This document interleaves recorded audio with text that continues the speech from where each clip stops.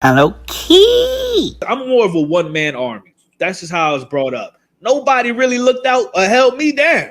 Every fight I got into, I was one-on-one with niggas. Win, Likewise. lose, or draw. Ain't nobody come to help me. I ain't never participated in jumping a nigga. I ain't had no friends. So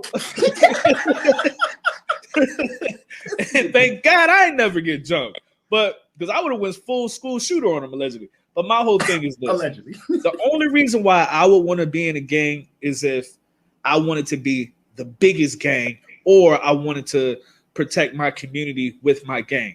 Other than that, I personally don't see any reason in being in the gang. What's your thoughts on what is the purpose of gang culture in 2021? To eradicate black people. That's all the purpose is now.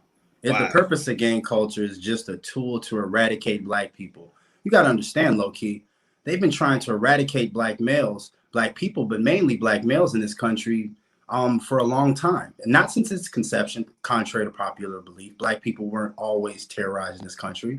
But since antebellum, and since that mindset kind of permeated through the Americas and people saw how the power that it wielded, getting rid of black people has for some reason turned into like a political agenda. And it's been hard to do. They tried to do it with prison, and they tried to do it with the early gang culture. They tried to do it with drugs. So they keep trying to get rid of us, but it's very hard to do, especially if you're going to do it yourself. If you're going to keep sending lone gunmen in to assassinate Malcolm X or Martin Luther King, and this is what you're going to do, it's going to be tough. So now what they did is they got it on autopilot. Why don't we put out this music that'll make them do it themselves, that'll criminalize them themselves, that'll make them angry and find the difference within themselves? Why not put out a music that'll put their frequency, right? The frequency, because we got to get them off this Christian love each other R&B gospel frequency. We got to get them more on a demonic. And that frequency was even first in hip hop, Tribe Called Quest. And you can tell the beats are very uplifting and the songs are very uplifting. They had to get the most powerful art form, which they knew. They knew that hip hop was going to be the most powerful art form in the 80s. They knew that then. It took us time to realize it. They knew that, oh shit, this shit is going to sweep. Probably not the 80s, I lied. Probably the 90s. When their little kids start coming home singing hip hop, that's when they said, oh, whoa, whoa, whoa. And they started to get on the process of where do we want this to go?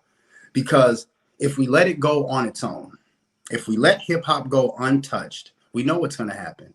Tupac Shakur. Like, it's not hard to see that it's going to produce some kind of revolutionary spirit because that's what's in the household. So we have to change the culture. We have to get the culture off of this hip hop revolutionary time that black people have been on since they've been in this country. And we have to shift it toward accepting the criminality and promoting the criminality, the devastation and the death in the worst parts of their community in order for them to turn on each other. Because now they'll look at each other as a nigga. He's a nigga. Well, I can kill a nigga. That ain't nothing. That's like shooting a target at the target range. It's just some nigga. He ain't shit. So the demoralization of our community was key. And hip hop was the Trojan horse that was used to bring gang culture in.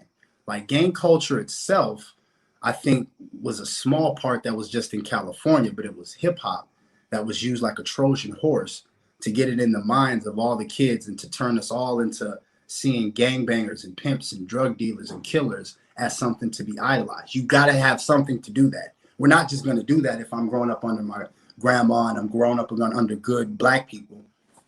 You got to change the music, what we listen to, because the music is always a reflection of what's going on in our community. Say it loud.